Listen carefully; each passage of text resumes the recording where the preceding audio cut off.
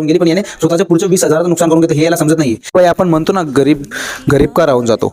दरवेळेस परिस्थिती खराब नसते, काही वेळेस हे स्वतःहून असं करून घेतात. आता या व्हिडिओमध्ये या माणसाने त्या कस्टमरकडून पैसे घेतले आणि मुद्दाम बस निघून जाऊ दिली, त्याला सामान दिला नाही. याला असं वाटतं मी 20 रुपये कमवून घेतले म्हणजे खूप मोठी गोष्ट होऊन गेली, पण याने स्वतःच्या पुढच्या 20,000चं नुकसान करून घेतलं हे याला समजत नाहीये.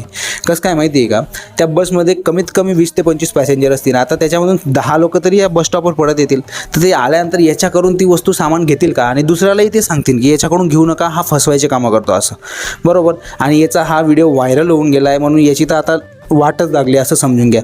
म्हणजे लोकांना 6 महिने लागतील ही गोष्ट विसरायला कमीत कमी, तर याच्या पुढच्या 6 महिन्याचा धंदा गेला का नाही. 20,000चं नुकसान झालं का नाही 20 रुपयामुळे.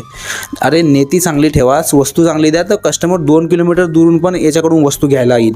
आता हा जर गरीब राहून गेला तर याच्यामध्ये कोणाची चूक राहील, सरकारची चूक राहील, लोकांची चूक राहील का याची स्वतःची चूक राहील.